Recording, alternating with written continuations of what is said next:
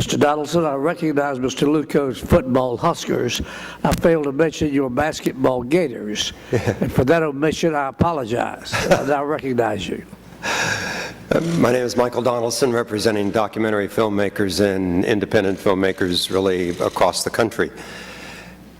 I know this isn't the sexiest thing on your agenda, so I want to also thank you for just showing up today, because this is an incredibly important issue to particularly documentary filmmakers. Our office worked on over 170 documentaries in the last 12 months. Only half a dozen of them escaped without facing the frustration of orphan works, something that can genuinely not be found after a very serious effort. Take, for instance, William Saunders, who's making a documentary about his 89-year-old grandfather, a seminal songwriter in the country western field in the 60s, with recordings by Dean Martin and Tommy Lee Jones and Johnny Cash.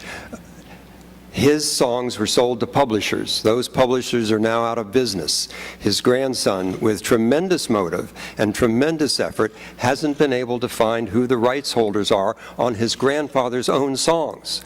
So his documentary, which should have richly embraced his grandfather's music, is having to rely on fair use, which means he can use bits and pieces, but not what he would like to use to make this documentary about his grandfather be all it could be.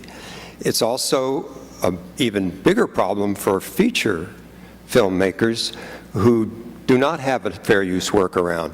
UCLA Film and Television Archive, which is second only to the Library of Congress in its size, has some 200,000 titles in its archive of feature films.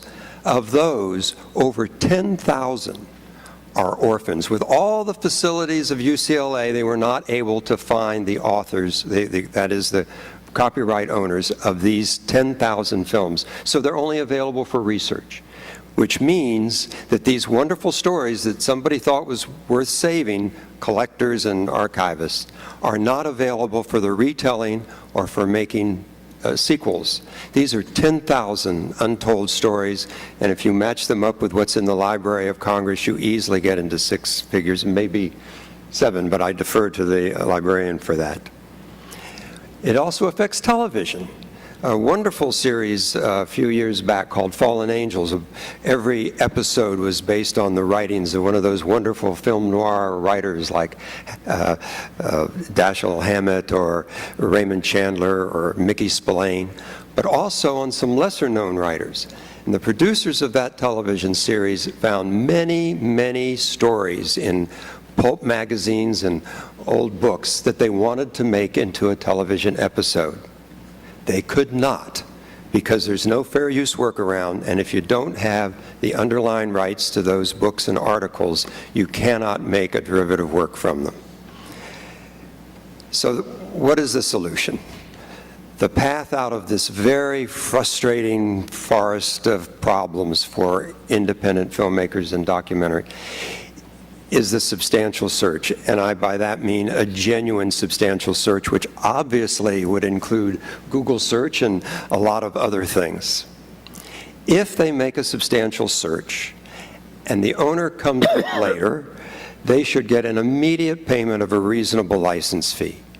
If the search was not substantial, if they didn't use Google or some of the other tools available, like Plus, which is emerging, then the copyright owner has the full panoply of ability to go after statutory damages, an injunction, the whole panoply of remedies that is available currently. We are opposed for films, at least, to any kind of a collective bargaining, because what happens is what happened in Canada. I mean, they've collected, what, $70,000 in 12 years, and nobody showed up to collect it. So you have this money sort of sitting there without any real benefit to anybody except the bureaucracy that set it up. We are immensely hopeful that this committee moves forward with a legislative solution for the orphan works problem. Thank you again.